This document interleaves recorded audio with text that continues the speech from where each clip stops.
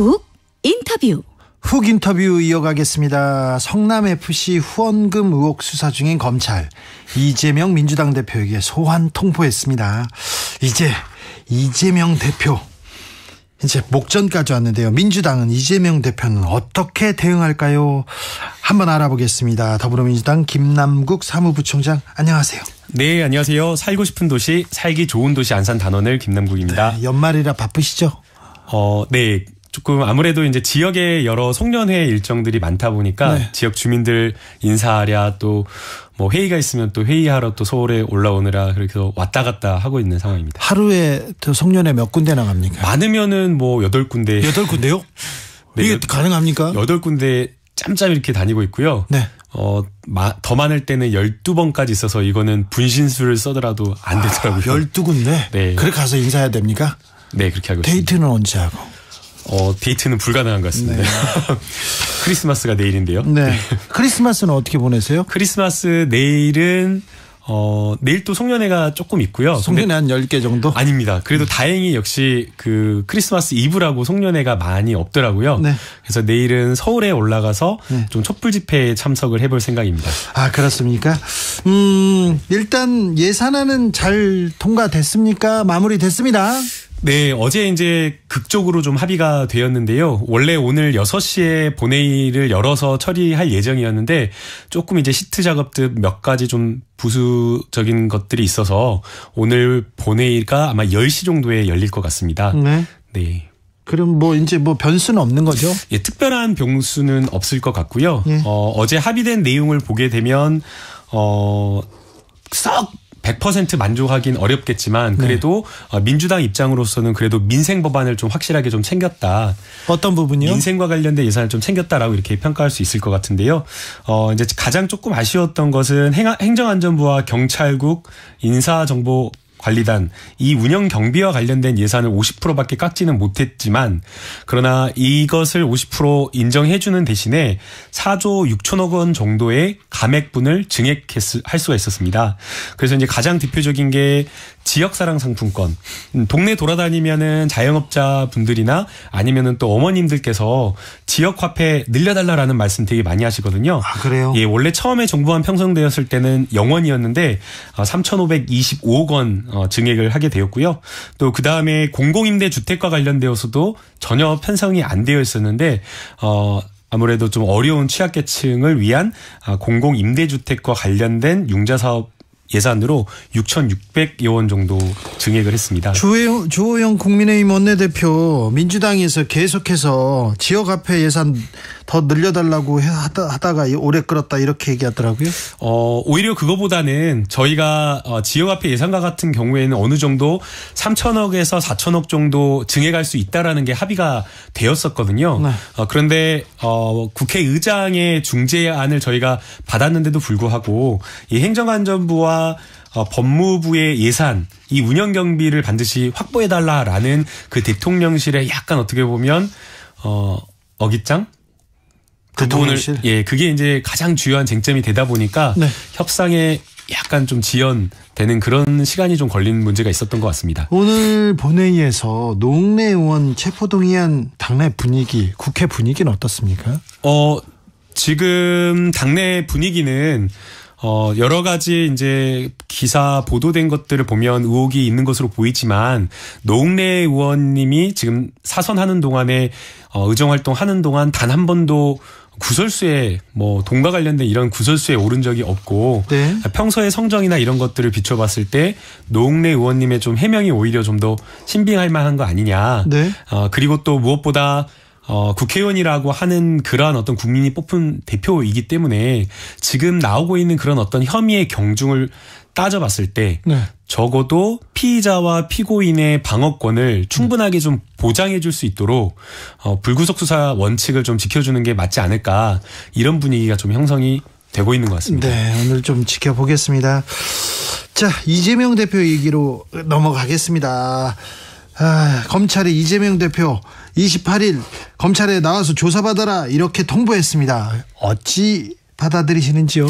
우선은 통보 과정 절차적인 어떤 그런 부분에 있어서 문제점을 좀 지적을 해야 될 것 같습니다. 어떤 문제점이요? 그냥 이제 그냥 일반적인 어떤 모든 분들 그냥 피의자로 소환을 하시는 분들 이야기할 때 통보를 할 때 그냥 통보하는 게 아니라 검찰 사건 사무 처리 규칙이 있습니다. 네. 그래서 기본적으로는 왜 소환을 하는지 피의 사실 요지가 무엇인지 그런 것들을 충분하게 서면으로 설명하거나 네. 어떤 사정이 있어서 그게 어려운 경우에는 전화, 문자, 메시지 그 밖에 기타의 방법으로 가능하다고는 하지만 네. 그러나 이 경우에도 피의자와 일정을 조율하고 또 피의자 말고 변호인이 있다라고 하면 변호인과도 상의해서 일정을 조율하도록 되어 있는데 언제쯤 나와주세요 이렇게 얘기하죠. 그게 보통. 없었다라는 겁니다. 의원실하고 대표실로 당대표실로 전화 걸어가지고 그냥 다짜고짜 일방적으로 언제 와주세요. 언제까지 오라라고 이렇게 이야기를 하고 그다음에 또 전화로 그렇게 한 다음에 팩스 한 장 띡 보내면서 네. 28일 날 출석하라라고 했기 때문에 네.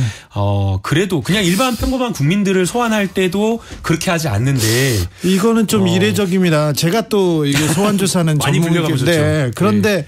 보통 언제까지 나오세요 이렇게 얘기할 수도 있으나 보통 이 검찰에서 어떤 수사를 하려고 합니다. 그러니까 언제쯤 나와주실 수 있습니까 하면서 혐의에 대해서도 물어보고 얘기를 합니다. 그래서 조율을 하는데 그냥 나와라 이렇게 했습니까? 네. 그것도 뭐 당사자라던가 아니면은 변호인과 그런 상의하는 절차 없이 일방적으로 나와라라고 했는데 이거는 일반 직장인들도 사실 그렇게 나오라라고 하면 쉽지가 않잖아요. 네. 예, 특히나 저희가 28일에는 지방의 경청 투어 일정으로 광주 전남에 이렇게 가기로 이미 예고하고 예정을 한 상황이어서 당장 28일은 출석하기가 어려운 상황입니다. 네, 뭐 조율해서 뭐 소환 일정은 다시 정하면 되는데 정작 FC 성남 후원금 의혹 이거 뭡니까 실체가?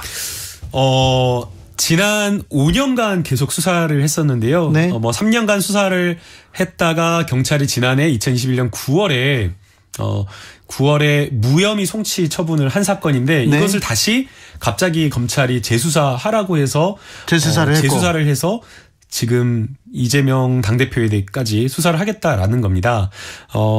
죄명은 제3자 뇌물죄인데요. 성남FC의 광고비 계약 체결한 기업들의 그 광고비가 네. 제3자에게 주는 뇌물이었다라는 겁니다. 그러나 이제 저희가 상식적으로 뇌물이라고 하는 것은 공적인 어떤 공무원이 가지는 어떤 공적 권한을 가지고 네. 사사로이 자기의 개인적 이득을 취할 때 성립하는 게 뇌물죄거든요. 자, 지금요. 그러면 FC 예. 성남에 기업들이 광고를 했습니까? 그래서 광고를 하고 어떤 이득을 받는지는 모르겠는데 여기서 물어볼게요. 지금 5년간 3년간 수사할 때 FC 성남한테 돈을 줬어요. 네, FC 성남에서 돈이 현금이나 뭐가 다른 사람한테 넘어갔습니까? 그런 건 없습니다. 이재명 시장한테 안 넘어갔습니까? 안 넘어갔습니다. 한 푼도 안 넘어갔습니까? 네, 한 푼도 넘어온 게 없고요. 근데 왜 뇌물이죠? 그래서 이제 성남FC에게 성남FC가 취득한 그 금액이 광고비가 뇌물이다라고 이야기를 하는 건데요. 앞서 제가 말씀드린 것처럼 뇌물이라고 하는 것은 공무원이 사사로이 이득을 얻는 것, 부정부패 이런 것들이 뇌물인데 네.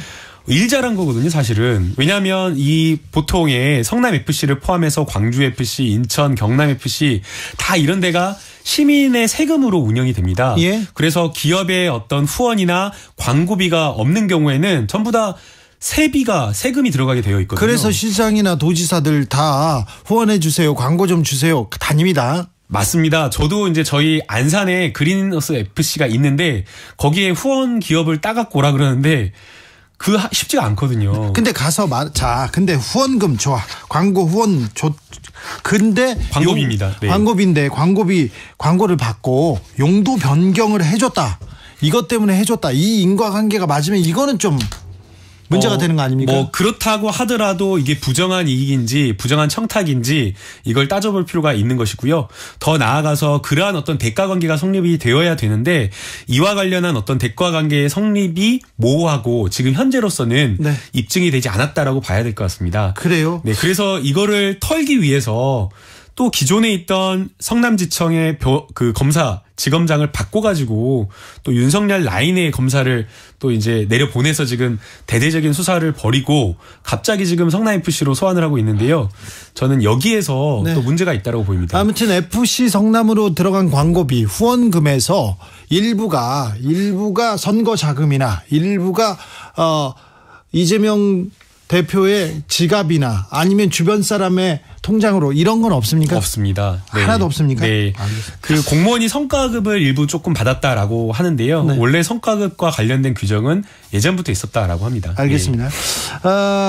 검사 출신 민주당의 조응천 의원, 그런데 현금으로 후원을 받은 것은 문제다 이렇게 얘기했는데 이 문제는 이게 무슨 말입니까? 저는 그게 법리적으로 의미 없는 것을 짚었다라고 생각이 드는데요. 네. 이제 기부 체납과 관련된 원칙을 이야기하신 것으로 보이는데 네. 그런데 제3자 뇌물죄는 현금이냐 현금 아니냐 전혀 상관이 없습니다.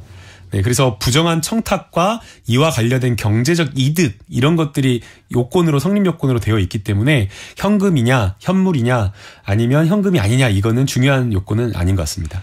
현금으로 받으면 안 됩니까? 이제 기부 체납과 관련되어서 그 당시에 이제 현금으로 받는 기부 체납은 없었다라는 것을 아마 이야기한 것으로 보이는데요. 네. 그러나 앞서 제가 방금 설명드린 것처럼 제3자 뇌물죄에 있어서 현금 아니더라도 제3자 뇌물죄에 성립 가능하기 때문에 이것은 주요한 쟁점은 아닐 것으로 생각이 알겠습니다. 됩니다. 주요한 쟁점은 앞서 제가 말씀드린 대로 부정한 청탁으로 볼 수 있느냐, 그다음에 이제 두 번째 그 광고비 계약이 인허가와 대가성이 있느냐 이런 것들이라고 생각이 됩니다. 알겠습니다. 그 부분은. 자, 이재명 대표 소환장이 날아왔습니다. 민주당에서 일각에서 아주 극히 일부인 것 같은데 이재명 사법 리스크 당이 싸울 일이 아니다. 조응천 의원이 얘기했고 이거 당과 분리해야 된다 이렇게 얘기했는데 소환장이 날아오자마자 당 분위기는 어떻습니까? 당은 어떻게 대응한답니까? 제가 솔직하게 여러 의원님을 만나본 것은 아니라서 네. 당의 전체적인 분위기를 파악하는 데는 조금 무리가 있는 것 같고요. 파악했다고 해야지 그래도. 네, 아무튼 그런데요. 네, 그런데 제가 거짓말할 수는 없지 않습니까? 네네. 그런데 이제 제가 주변에 이제 몇몇 의원님들과 상의해보고 이야기 들어보면 이것은 굉장히 조금 황당하다. 네. 왜냐하면은 대장동으로 계속해서 수사를 하고 대장동으로 치고 들어오고 있었는데 갑자기 뜬금없이 성남FC로 지금 소환을 했기 때문에 네. 결국에는 대장동과 관련되어서 이재명 당대표에 대한 혐의를 공모관계를 포함해서 혐의를 입증하지 못하니까 예. 별건으로 지금 또 소환을 하는 거 아니냐라는 이런 생각이 들고요.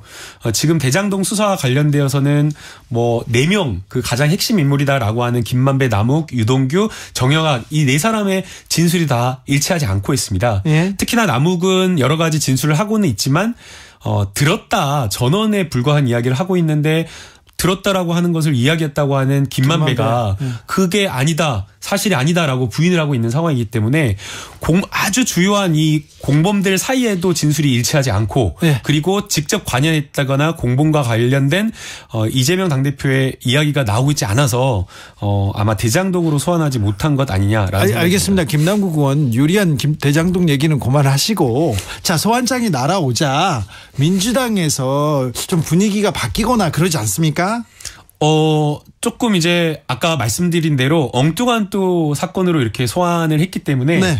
여기에 대해서 많은 의원님들이 이거 역시나 부당한 검찰의 야당 탄압이다, 정치 탄압이다 이런 말씀을 좀 많이 하십니다. 검찰 공화국이다, 검찰의 정치 탄압이다 이런 얘기는 계속 나오고 있는데 당내에서나 아니면 다른 데에서도 자, 이재명 대표 당당하게 출석해서 푸는 게 맞다 이런 얘기도 좀 있어요.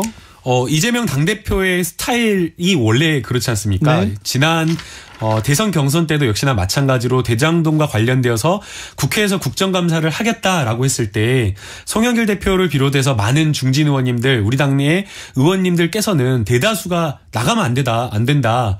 정치 공세의 장이고 이거는 너무나 불리한 그런 어떤 국감장이기 때문에 나가서는 안 된다라고 했었는데요.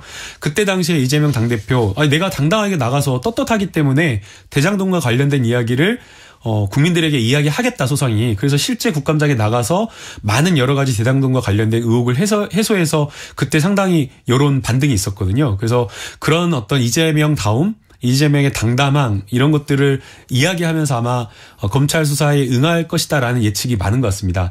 그러나 이제 이재명 의원의 신분이 그냥 일반 개인 의원이 아니라 우리 직전의 대선의 당대표 후보였고 그리고 지금 현재 당대표 신분이기 때문에 개인이 결정할 문제는 아니라고 생각이 되고요.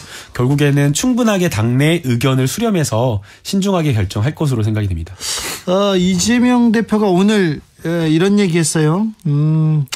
이재명에게 언제 소환에 응할 것인지 물을 게 아니고 중범죄 혐의가 명백한 대통령 가족은 언제 소환받을 거냐고 물어보기 바란다 이렇게 얘기했던데 그러면 대통령 가족을 소환해라 나는 안 간다 소환 불응으로 봐야 되나요 여기는? 뭐 소환 불응으로 해석하기에는 좀 어려울 것 같고요. 결국에는 법이라고 하는 것은 만인에게 평등해야 되고 그리고 더 권력자에게 추상 같아야 되는 게 법이라고 저는 생각이 됩니다. 그래야 되는데. 네, 그런데 지금까지는 우리 대한민국 건국 이래 전관예우 법원에도 있었고 검찰에도 있었지 않습니까? 네. 그러면서 여전히 지금도 김건희 여사에 대한 소환이나 대통령과 지금 그럼 그 영부인이 네. 전관예우를 받고 있는 건가요? 전관예우가 아니라 이미 지금 현직예우죠. 네. 현직으로서 아주 권력을 누리고 있는 사람이기 때문에 김건희 여사에 대한 수사가 전혀 이루어지지 않고 있고 또 지금 최근에 나왔던 것 너무나 충격적인데요. 손준성 검사가 보냈다라고 하는 고발 사주와 네, 관련되어서 제3자 개입에 의혹이 없는데도 불구하고 허위의 불기소 처분 이유서를 작성해서 전혀 분석 보고서와 다른 수사관이 의견을 낸 것과는 완전히 다른 그러한 어떤 이유로 결국에는 김웅 의원을 불기소 처분했다라는 거 아니겠습니까? 고발 사주 잘못됐죠. 이것도 완전히 꿰어 맞춰서 봐주기 수사를 한 것이 아닌가.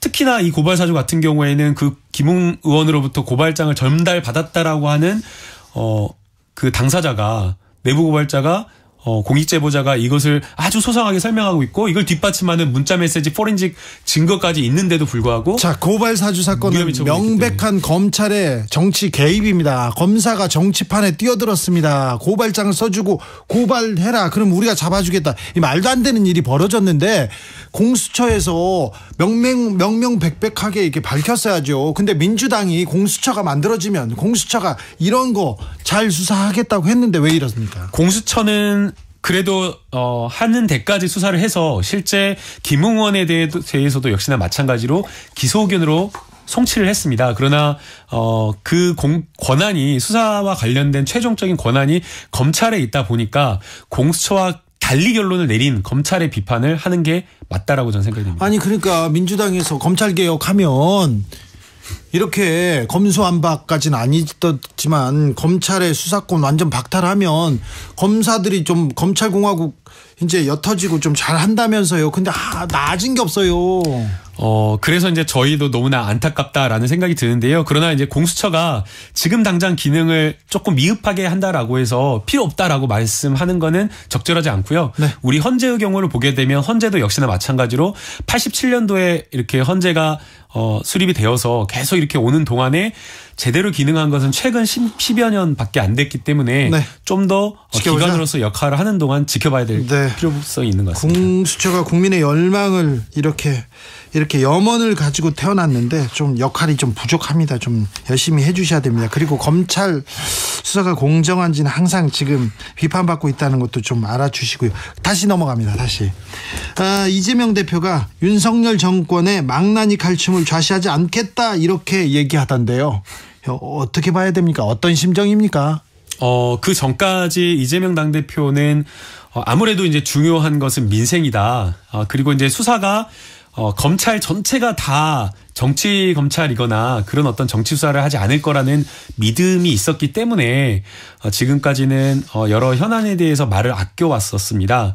그런데 지금 검찰이 하는 행태나 이런 것들을 보면 고발 사주권을 비롯해서 그리고 이재명 당대표 그리고 이재명 당대표뿐만 아니라 과거에 있었던 그 문재인 정부에 있었던 여러 가지 사건에 대해서 정책적인 사안인데도 불구하고 감사원을 동원해서 수사를 한다거나 고발과 관련된 이런 것들을 돕게 하는 그런 행태를 보이고 있어서 더 이상 이제 좌시하지 않겠다라는 그런 발언을 한 것으로 생각이 듭니다. 앞으로 그러면 민주당 더 극한 투쟁, 격렬한 투쟁으로 나갑니까? 윤석열 정권 망나니 칼춤. 그러면 윤석열 정권은 망나니 정권입니까? 뭐 망나니 정권이다 제가 아니다 이렇게 말씀드리기에는 좀 쉽지 않을 것 같고요. 공정과 상식을 이야기하지만 가장 불공정하고 상식적이지 않은 정권이다라고 저는 이렇게 말씀을 드리고 싶고요. 거기에 더해서 가장 무책임하고 무능한 정권이다라고 저는 평가 내리고 싶습니다. 그렇습니까? 네. 무책임하고 무능합니다. 그래서 윤석열 정부의 지지도도 뭐 바닥이라고 볼 수 있습니다. 지금 조금 올라가는 추세이긴 하지만 그런데요. 국민들이 윤석열 정부 무능하다 무책임하다 얘기하면서 비판하면서도 민주당은 뭐 하고 있냐 이런 얘기도 해요. 저희가 야당이긴 하지만 그리고 의석수가 있긴 하지만 그래도 할 수 있는 게 상당히 많지가 않습니다. 조금 저희 내부로서도 강구할 수 있는 수단이나 이런 것들이 많지 않기 때문에 좀 답답한 측면이 있고요. 또 특히나 정치라고 하는 게 대화와 타협, 양보 이런 것들인데 지금 윤석열 정부가 보여왔던 여러 행태나 정치하는 그런 그 모습을 보게 되면 전혀 정치가 실종된 찾을 수 없는 그런 모습이기 때문에 네. 어려움이 있습니다. 그래도 이번에 예산안 합의 주요 내용을 보더라도 일부 저희가 양보한 측면은 있지만 민생과 관련된 예산은 좀 확실하게 챙긴 측면이 있기 때문에 또 성과도 있다라고 평가를 내릴 수 있을 것 같습니다. 오늘 이런 보도 나왔습니다. 유동규 씨가 자신이 윤건영 의원 이재명 대표한테 소개했다 이런 내용 나왔던데 이 보도 어떻게 보셨어요? 저도 조금 황당하긴 하더라고요. 유동규 씨가 이 윤건영 의원 이렇게 왔다 갔다 하고 뭐 오라가라고 하고 그럴 정도의 좀 정치적 파워가 있습니까? 저는 그 유동규 씨를 한 번도 본 적이 없습니다. 아니 저 의원님은 저 이재명 대표 가장 가까운 데 있었잖아요. 대선도 가장 가까운 데서 치르고 그런데 본 적이 없었어요. 네, 그러니까 제가 다 가깝게 있었고요. 그 다음에 이재명 당대표의 이 성남시장부터 보좌했던 분들하고도 가깝게 지냈었거든요. 그런데 유동규 씨는 제가 아예 본 적이 없고요. 혹시나 제가 기억에 없는 상태에서 번호를 받거나 저장했을 수가 있어서 여러 차례 검색해봤지만 전혀 본 사실이 없습니다. 예. 지금 윤건영 의원 문재인 대통령의 비서 출신이고요. 굉장히 최애 측근이시죠. 네, 핵심이시고 여러 경험이 있고 능력이 있는 분이어서 이재명 대표하고 같이 일해야 된다 이런 얘기는 여러 곳에서 천거를 했는데 유동규 씨가 내가 지금 소개해서 만난 거다 얘기해서 좀 물어본 겁니다. 자, 그러면 혹시 소환장을 받은 이재명 대표 그 이후에 만나셨어요? 아니요, 지금 지방 일정을 경청 투어하고 있어서요. 그래도 전화해서 만나지는 못했습니다. 생일인데 전화해서 물어봤을 거 아니에요? 생일이 아니고요. 네.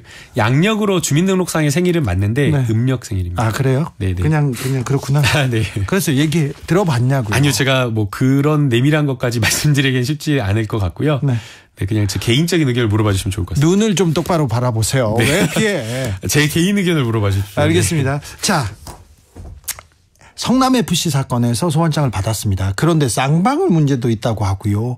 그리고 또 재판 지금 진행되는 거 있죠. 고 김문기 씨 사건도 있고요. 또 대장동 문제도 있고 여러 방향에서 검찰 수사 전방위로 이렇게 계속되는데 자, 이 이후에 상황은 어떻게 될까요? 미리 예측하기에는 쉽지가 않습니다. 그러나 지금 검찰의 아주 그냥 뚜렷한 목적을 보게 되면 없는 먼지 털어서 먼지 안 나오면 먼지를 갖다가 묻혀서라도 기소를 하겠다라는 것으로 보이기 때문에. 자, 그러면 민주당은 그러면 이재명 대표는 앞으로 어떻게 합니까?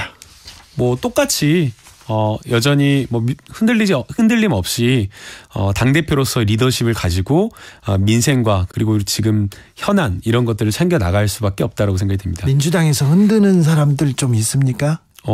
방송에서 이제 일부 의원님들께서 이렇게 해야 된다 저렇게 해야 된다 말씀하시는 경우가 있는데요.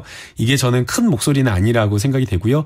실제 만약 그런 목소리가 터져 나오려면 내부에서 있어야 되는데 내부에 그런 목소리는 없습니다. 민주당은 그러면 지금 단단하게 단결돼 있는 상태입니까? 네, 오히려 단단하게 지금 가고 있다라고 생각이 되고요. 만약에 저희가 흔들린다라고 하면 그런 것들이 내부에서 의총장에서 갈등으로 폭발하거나 이야기가 나와야 되는데 의총장에서 그러한 이야기가 하나도 나오지 않고 있고요. 또 그러한 이야기가 인터뷰에서 이렇게 나오면 대다수의 의원님들이 그냥 저녁 자리나 점심 먹으면서 하는 이야기가 아이고 왜 저런 거를 그 인터뷰에서 이렇게 이야기를 하냐고 도움도 주지도 않으면서 막 이런 말씀을 하시는 분들이 훨씬 많아서 네. 소수의 의견으로 봐주시면 좋을 것 같습니다. 알겠습니다. 더불어민주당 김남국 의원 말씀 나눴습니다. 감사합니다. 네, 새해 복 많이 받으세요. 메리 크리스마스입니다. 정치 피로